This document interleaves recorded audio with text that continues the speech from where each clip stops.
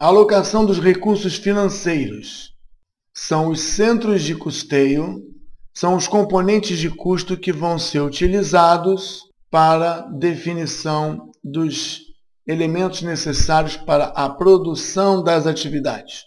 Não estamos falando do recurso financeiro custeando materiais, equipamentos, insumos ou mão de obra. Estamos falando de recursos financeiros diretamente alocados nas atividades. Falamos, então, mais uma vez, de cálculos e totalizações na época do cálculo do agendamento das atividades.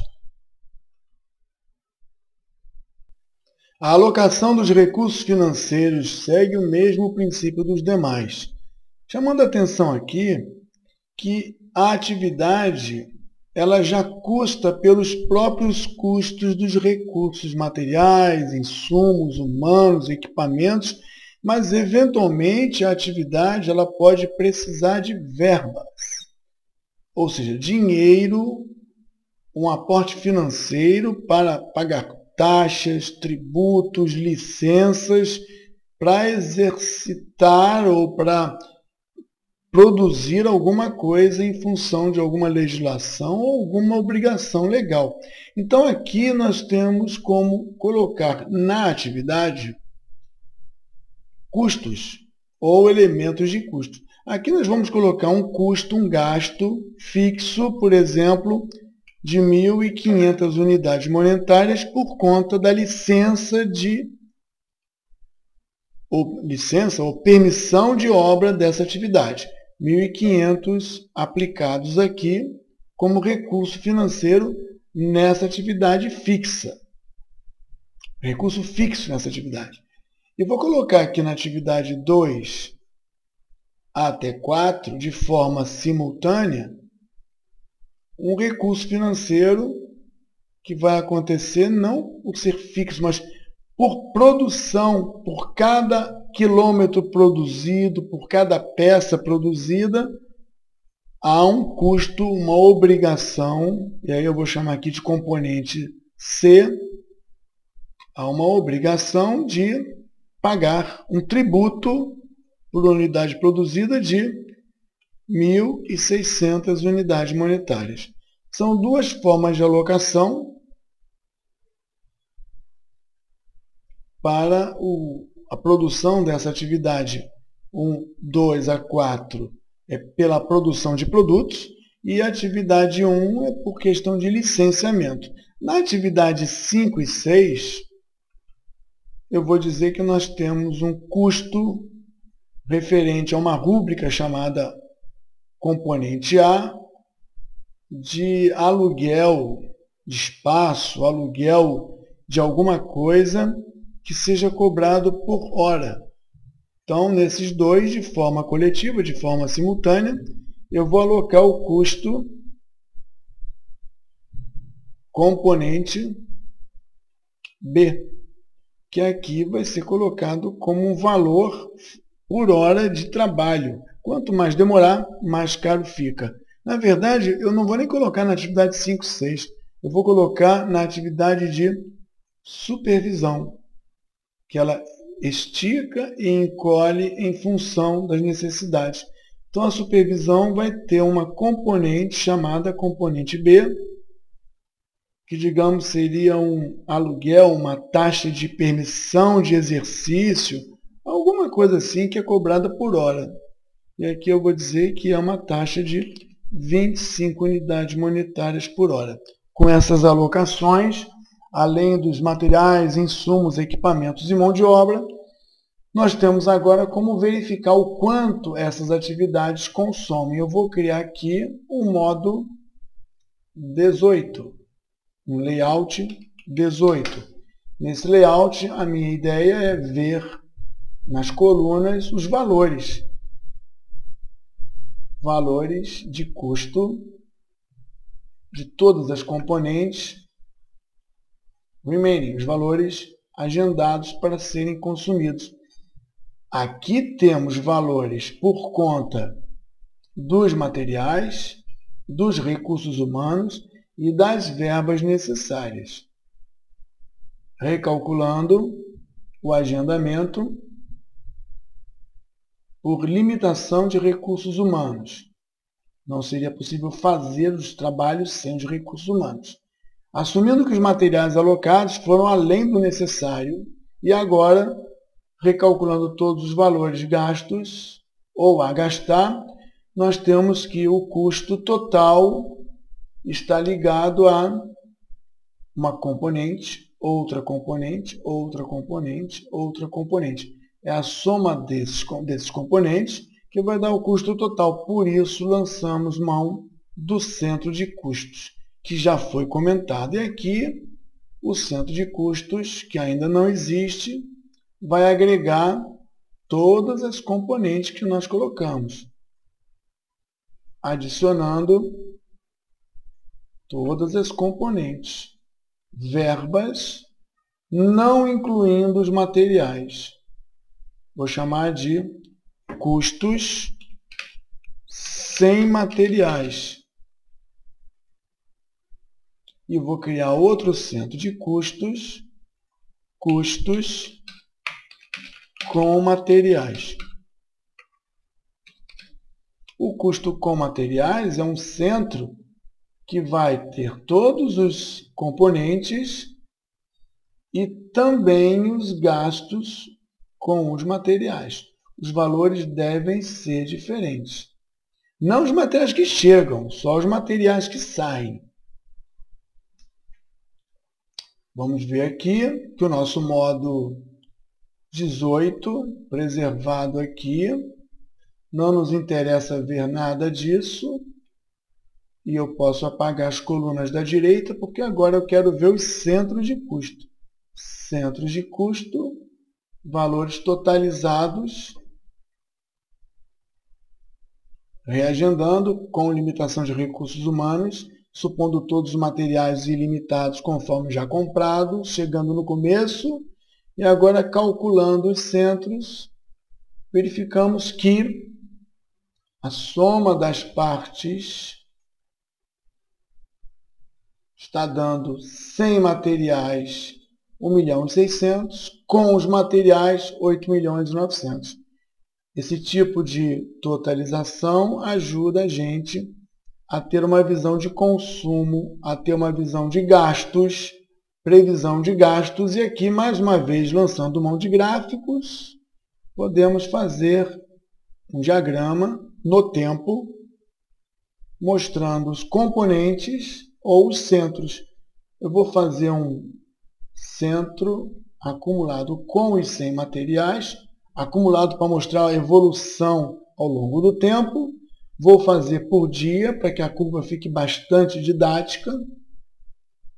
E não vou pedir para mostrar valores. E vou dizer que 100 materiais é um azul mais claro. E com materiais é um azul mais escuro. É claro que nós só vamos conseguir ver isso se víssemos também a programação do tempo. Como nós estamos falando em gastos, seria conveniente nós fazermos a inversão. Aqui nós estamos com negativo. Estamos gastando. Por quê? Porque nós estamos incluindo aqui também, é bom chamar a atenção disso, estamos incluindo o aporte financeiro. Isso não é uma coisa legal. Então, nós temos que fazer a separação. Vamos dividir o projeto em duas partes. Uma parte que é projeto, consumo, execução, produto. E a outra parte que é apoio de modelagem, apoio para gestão. Tudo isso aqui faz parte de consumo, Ctrl X, Ctrl D, de projeto. E tudo isso aqui faz parte de apoio à modelagem gestão. Onde a supervisão, é claro, Ctrl X faz parte do trabalho do projeto. E aporte de materiais, Ctrl X, faz parte de apoio.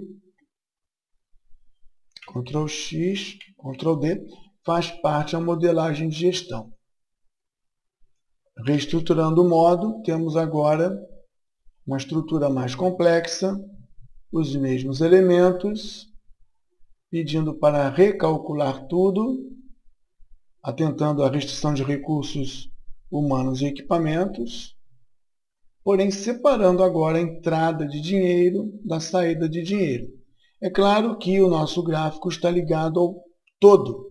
Precisamos fazer agora um gráfico real do projeto, onde temos só custos, mantendo os mesmos centros de custo, com as mesmas características, vamos ter um gráfico diferente.